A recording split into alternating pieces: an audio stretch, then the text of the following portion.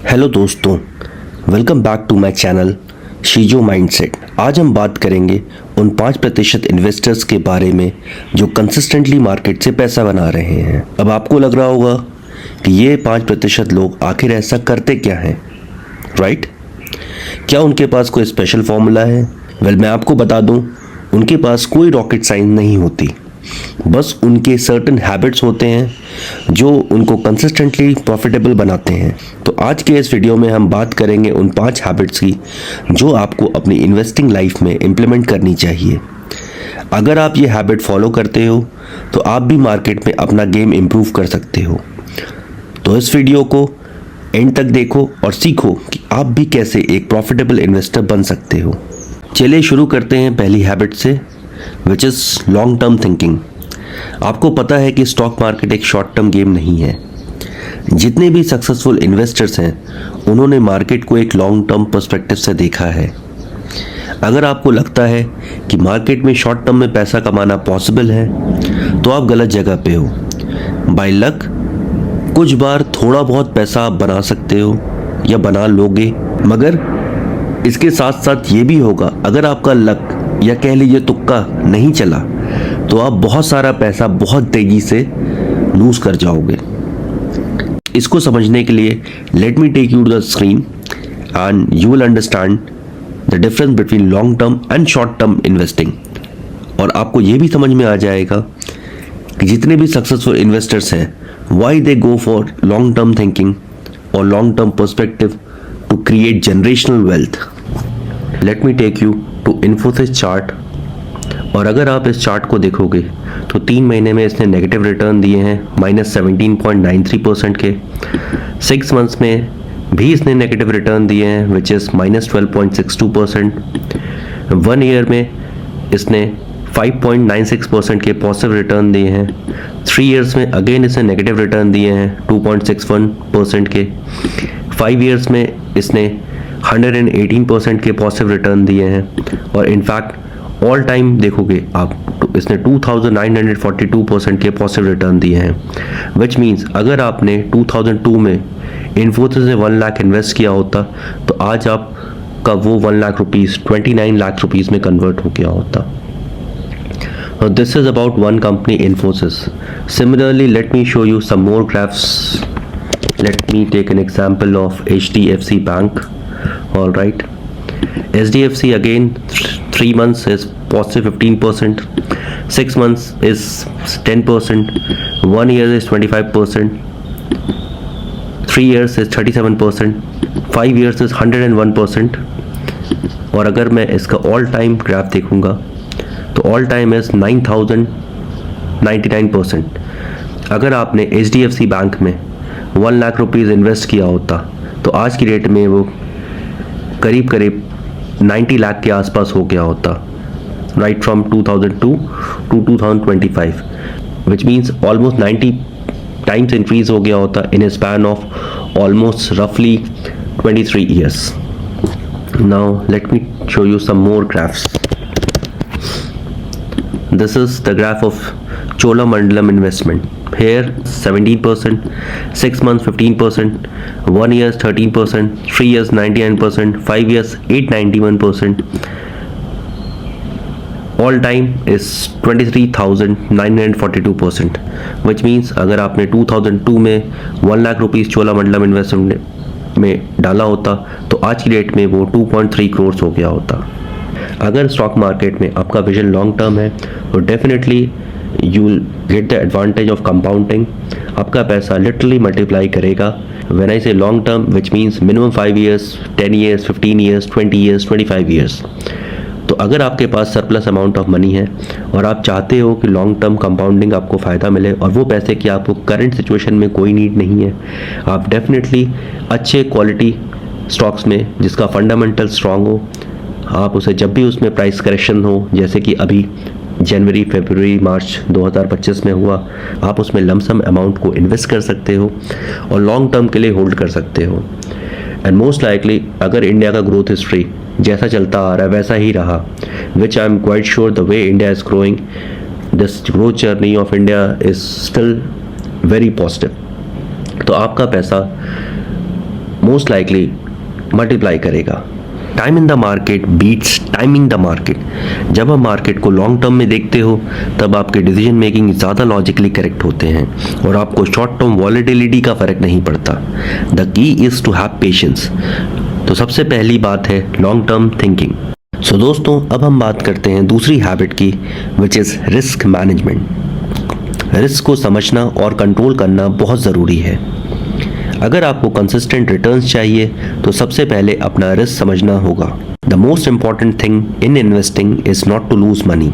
I repeat, the most important thing in investing is not to lose your money. इसको समझने के लिए मान लीजिए आपने स्टॉक मार्केट में 1 लाख रुपए इन्वेस्ट किया। आपके इन्वेस्ट करने के बाद उस स्टॉक में 3 सिनेरियो पॉसिबल है। पहला सिनेरियो, आपके लेने के बाद वो स्टॉक या तो ऊपर जाएगा। दूसरा सिनेरियो, आपके लेने के बाद या तो वो स्टॉक नीचे जाएगा। और तीसरा सिनेरियो, या तो वो स्टॉक किसी पर्टिकुलर रेंज में ऊपर नीचे घूमता रहेगा। एज ए रिटेल इन्वेस्टर हमारी नंबर 1 प्रायोरिटी होनी चाहिए कि हमारा प्रिंसिपल अमाउंट बहुत ज़्यादा नीचे नहीं जाए। तभी हम स्टॉक मार्केट में टिके रहेंगे और जितना लंबा हम स्टॉक मार्केट में टिके रहेंगे उतने ही अच्छे तरीके से हम स्टॉक मार्केट की cycles, trends, behaviour, actions, reactions, ये सब कुछ समझ पाएंगे। तो अगर किसी ने स्टॉक मार्केट में 1 लाख रुपए इन्वेस्ट किया एज ए रिटेल इन्वेस्टर, छोटा प्रॉफिट इज़ फाइन, बड़ा प्रॉफिट बहुत ही अच्छा है, छोटा लॉस भी चलेगा। हमें जो चीज़ें अवॉइड करनी है स्टॉक मार्केट में वो ये है कि हमें कभी भी अपने प्रिंसिपल अमाउंट को, specially as a beginner retail investor, बहुत ज़्यादा नीचे नहीं आने देना चाहिए। अगर वो आता है तो हमारे लिए रिस्क है। तो होगा यूँ कि हम स्टॉक मार्केट को एक सट्टा, एक जुआ या एक लक फैक्टर का गेम समझ के स्टॉक मार्केट से एग्जिट कर जाएंगे और हमेशा स्टॉक मार्केट को कोसते रहेंगे कि ये रिटेल इन्वेस्टर्स के लिए है ही नहीं या ये किसी छोटे इन्वेस्टर के लिए है नहीं, और हमेशा स्टॉक मार्केट में आपको लॉस ही होगा। याद रखिए, जो भी सक्सेसफुल इन्वेस्टर्स होते हैं उनके पास रिस्क को मैनेज करने का एक सिस्टम होता है। डाइवर्सिफिकेशन एक अच्छा एग्जाम्पल है। अगर आप अपना सारा पैसा सिर्फ एक ही स्टॉक में डाल रहे हो तो आप बहुत बड़े रिस्क में हो। अगर वो स्टॉक गिरा तो पूरा पोर्टफोलियो काफ़ी नीचे चला जाएगा। जो भी एक्सपीरियंस इन्वेस्टर्स होते हैं उनके कुछ सेट ऑफ रूल्स होते हैं, जैसे कि never risk more than you can afford to lose. आपको अपना पोर्टफोलियो डाइवर्सिफाई करना होगा, stocks, bonds, different sectors etcetera. Risk को स्प्रेड करो ताकि अगर एक सेक्टर गिरे तो दूसरा सेक्टर उसको बैलेंस कर सके। रिस्क मैनेजमेंट का एक और इम्पॉर्टेंट एस्पेक्ट होता है stop loss, which means as a retail investor आप किसी भी स्टॉक में अगर पैसा डालते हो तो आप कितना अमाउंट ऑफ मनी अफोर्ड कर सकते हो लूज करने के लिए, that should be your stop loss. और अगर आपको लगता है कि वो स्टॉप लॉस हिट होता है, नो मैटर वो कितना भी अच्छा स्टॉक क्यों ना रहे, कितना भी ट्रेंडिंग स्टॉक क्यों ना रहे, कितनी भी टिप्स आपको मिली हो, आपको स्ट्रेट अवे उस स्टॉक से एग्जिट करना है ताकि आपका प्रिंसिपल प्रिजर्व रहे। अगर आपका प्रिंसिपल ही खत्म हो जाएगा तो दोस्तों आप कभी भी स्टॉक मार्केट में लॉन्ग टर्म टिक नहीं पाओगे, और अगर आप लॉन्ग टर्म टिक नहीं पाओगे तो आप कभी भी स्टॉक मार्केट में सर्वाइव नहीं कर पाओगे। If you don't manage your risk, risk will manage you. तो दोस्तों चलिए तीसरी हैबिट की बात करते हैं, जो कि है इमोशनल कंट्रोल। मार्केट में सबसे ज़्यादा जो चीज़ आपको इफेक्ट करती है वो है आपका emotional state. When the market is down, fear sets in, और जब आपको मार्केट बूम कर रहा होता है तो ग्रीड, ये दोनों आपको गलत डिसीजन लेने के लिए पुश करते हैं। Successful investors are not controlled by their emotions. उन्होंने सीखा होता है कि जब भी मार्केट गिर रहा हो तो पैनिक नहीं करना है, और जब मार्केट ऊपर जा रहा हो तो ग्रीड के साथ इम्पल्सिव बाइंग भी नहीं करनी है। मुझे एक स्टोरी याद आती है। एक इन्वेस्टर था, जब मार्केट गिरता था उसको अपना स्टॉक बेचने का मन करता था, लेकिन जब मार्केट ऊपर जाता था तब वो हर स्टॉक को खरीदने का सोचता था, और इस तरह से करके ओवर ए पीरियड टाइम उसको लॉसेस ही हुए स्टॉक मार्केट में। लेकिन जब उसने अपना इमोशनल कंट्रोल सीख लिया, जब मार्केट नीचे जाता था तो वो SIP मोड में थोड़ा थोड़ा करके स्टॉक को एक्यूमुलेट करता था, और जब मार्केट ऊपर जा रहा होता था तो वो थोड़ा थोड़ा करके अपने स्टॉक को बेच दिया करता था। इससे हुआ क्या कि उसका ओवरऑल प्रॉफिट ग्रेजुअली बढ़ने लगा, जैसे ही उसने अपने इमोशंस को कंट्रोल करना सीख लिया, स्टॉक मार्केट में सबसे बड़ा प्रॉफिट पेशेंस और इमोशनल कंट्रोल से आता है, ना कि आईक्यू से। स्टॉक मार्केट में जब आप इमोशन से डिसीजन नहीं बल्कि लॉजिकली डिसीजन लेते हो तो आपके ज़्यादातर डिसीजन सही होते हैं। तो दोस्तों, चौथी हैबिट है कंटिन्यूअस लर्निंग। मार्केट कभी भी स्टैग्नेंट नहीं रहता और ना ही हमारी इन्वेस्टिंग नॉलेज होनी चाहिए। For example, after 1996, first time market fell continuously for 5 to 6 months. हर दिन कुछ नया सीखना बहुत ज़रूरी होता है। जो इन्वेस्टर्स कंटिन्यूसली अपने आप को अपडेट करते हैं वो ही लॉन्ग टर्म में सक्सेसफुल होते हैं। The best investors are always learning. मुझे याद है जब मैंने अपनी इन्वेस्टिंग जर्नी शुरू करी थी तब मुझे टेक्निकल एनालिसिस का कुछ भी नहीं पता था, लेकिन धीरे धीरे मैंने सीखा और अब मैं कॉन्फिडेंटली अपने ट्रेड्स मैनेज करता हूँ। इन्वेस्टिंग में एक कंटिन्यूस लर्निंग कर्व होना चाहिए, बुक्स पढ़ना चाहिए, न्यूज़ फॉलो करनी चाहिए, वेबिनार्स अटेंड करने चाहिए। ये सब चीज़ें आपको मार्केट पे ट्रेंड को समझने के लिए काफ़ी मददगार साबित होती हैं। अगर आप सीखना बंद कर दोगे तो आप अपने आप को मार्केट के ट्रेंड्स के साथ इवॉल्व नहीं कर पाओगे। इससे होगा यूं कि आप वही ट्रेडिशनल ओल्ड मेथड यूज़ करोगे स्टॉक मार्केट में जो आज की डेट में प्रॉब्ली इररिलेवेंट हो गए हों। The techniques which used to work in the past may not work in the today's market. मुझे कुछ ऐसी बुक्स याद आई हैं जो मैं आपको रेकमेंड करूंगा, बट ये किसी भी तरह का बाइंग, कोई भी एंडोर्समेंट नहीं कर रहा हूँ इन बुक्स के बारे में। मुझे पर्सनली ये बुक्स काफ़ी अच्छी लगी थी, इसलिए मैं आपको रेकमेंड कर रहा हूँ। The first book is intelligent investors by Benjamin Graham. The second book is the psychology of money by Morgan Housel. The third book is common stocks and uncommon profits by Philip Fisher. हर दिन कुछ ना कुछ नया सीखो, ये habit अपने life में डालना बहुत ज़रूरी है।